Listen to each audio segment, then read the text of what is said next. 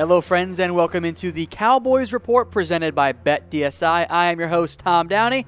And the Cowboys already made one big blockbuster trade in getting Amari Cooper, but could they be done?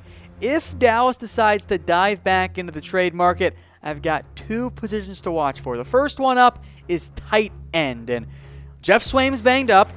Blake Jarwin has been demoted from the number 2, with Dalton Schultz suddenly becoming the number 2 after being inactive for several weeks. Rico Gathers is still involved, but he was 4th in snaps last week.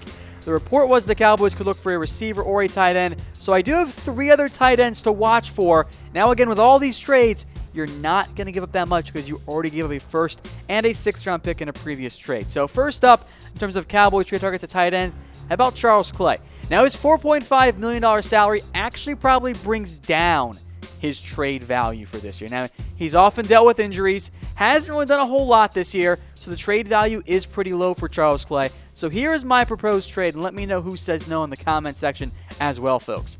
Cowboys get Clay, the Bills get a 2020 6th-round pick. That's kind of valued as a 7th-round selection, but the Bills still at least get a 6th-round pick out of it. So if the Cowboys do want to get a more, I don't want to even say the word dynamic, but more reliable pass catcher option at tight end, Clay could be your guy. If I'm the Cowboys, I still say no because I don't know if a guy like Charles Clay or even a guy like Jared Cook, the next one up, really fixes your problems at tight end.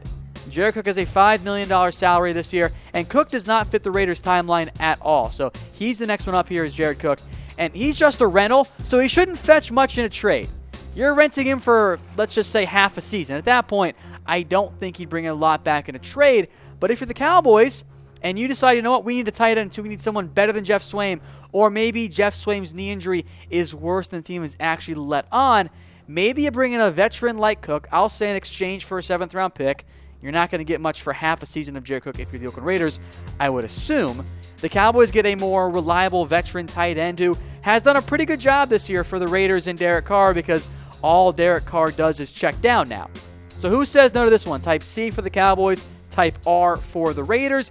And then we'll take you now to one more tight end. Again, these are not the big names, and these are not necessarily the big picks going back in exchange for the Cowboys.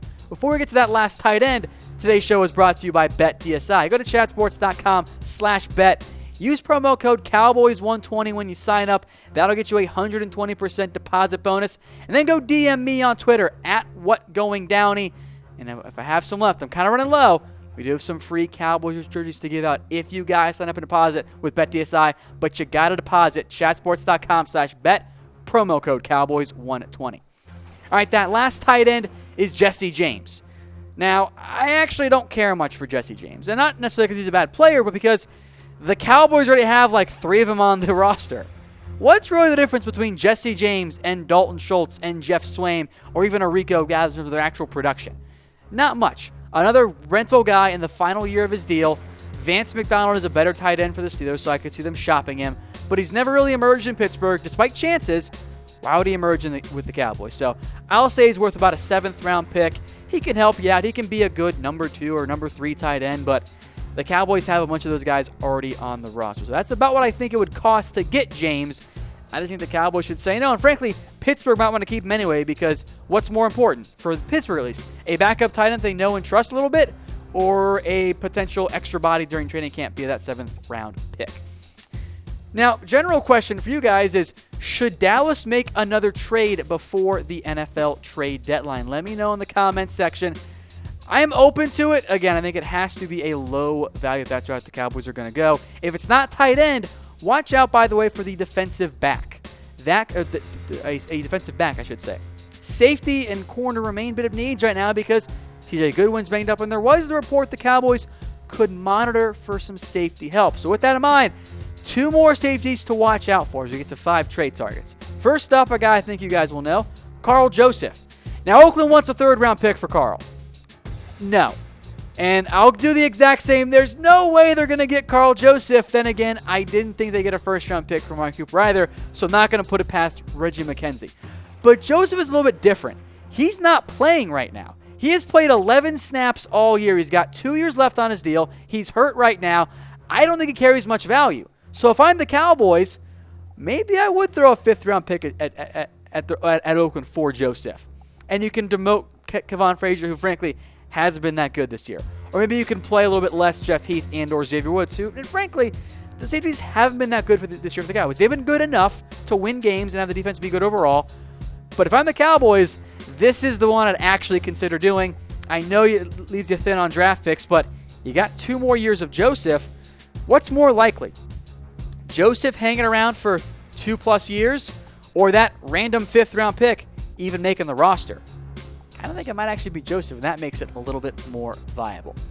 One more safety guy that I actually mentioned months ago is Derrick Kindred, the Brown safety. Now, he is only a box safety. He's very much in that Kevon Frazier mold. I think he could be an upgrade over Frazier. 2 years left on his deal, has split time with Jabril Peppers. Frankly, neither of them have played all that well this year. Kindred was much better last season as almost a tackling machine for the Browns. So if the Browns want to commit to Peppers as their main box safety, maybe they'll take a pick back. How about a 5th-round pick again? I don't want to go a 4th, but maybe that's what the Browns want. And in that case, I guess, the two sides don't work out a deal. But if I'm the Cowboys, I'm calling about Derrick Kindred if I'm actually serious about finding some more safety depth, because I think Kindred can help you out on special teams and can be a guy that you use quite a bit in terms of box safety. If you want to go to that nickel route, that big nickel package, Kindred is a perfect fit in that role, almost as an extra linebacker. I promised you 5. I'm going to give you one more bonus one. This is my pipe dream that's never, ever going to happen. Landon Collins. I would love it. I would gladly give my 2nd-round pick for Landon Collins right now, or at least my 3rd-round pick, because that's what I think Earl Thomas is worth. And Landon Collins isn't quite as good as Earl Thomas, but he's younger. He's going to cost the same. The Giants would never, ever trade him to the Cowboys. They're not going to do that to a division rival. But if they did, sign me up in a heartbeat for a Landon Collins trade. But again, that one's just a little bit outmatched, but I couldn't resist putting him on there. Let me know who you guys want the Cowboys to trade for in the comment section, and we'll see you guys tomorrow for next Cowboys Report.